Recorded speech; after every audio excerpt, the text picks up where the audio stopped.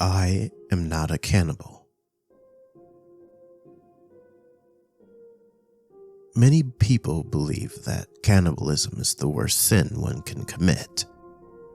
Eating the flesh of one's own kind, for whatever reason, is often viewed as worse than murder.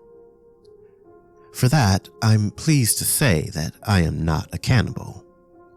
I've never tasted my own kind, and I never intend to. Of course, that doesn't mean I can't have fun with my meals. You see, I have a rare gift. I'm privy to the world of magical creatures. Most may use this knowledge to become great witches or go on grand adventures, while I simply use it for dinner. Pixies, for example, can be prepared and eaten in much the same way as shrimp. As long as you remove every bit of the exoskeleton, they make for a light and tasty meal. The main problem with pixies, though, is that they're boring. About as intelligent as lizards, they put up no fight but biting and wriggling, like any wild animal. This is why I much prefer bee fairies. Much more of a rush to catch, and their insides, despite being meat, taste just like honey. In the winter, or when I'm looking for something more filling, silky meat is my go-to. It's fun to find the glint of intelligence in a certain seal's eyes, only to watch that life slip away minutes later.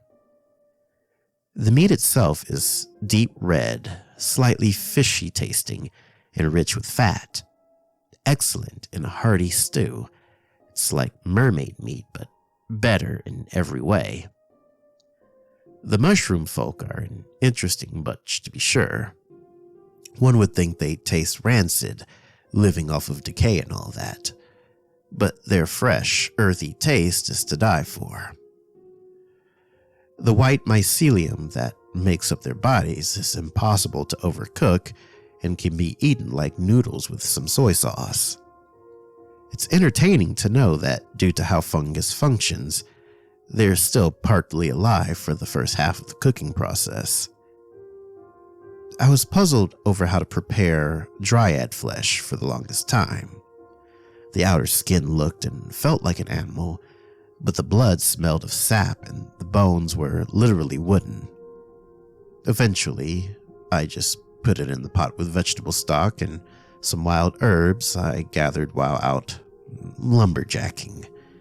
The resulting soup was a forest of flavor. My latest culinary venture is sure to be the most satisfying of all: a changeling steak. Changelings are tricky. They can look like humans, talk like humans, even think like humans. But they provide lovely red meat with plenty of marbled fat and a slight floral aroma when cooking. I suspect that last point to be due to their fairy lineage, the same reason they can rot so quickly, hence why I had to keep the changeling alive in my basement so he'd remain fresh. Now the screaming has finally stopped and I can enjoy my dinner. I'll rest easy tonight knowing I've never eaten another human being. Thus, I am not a cannibal.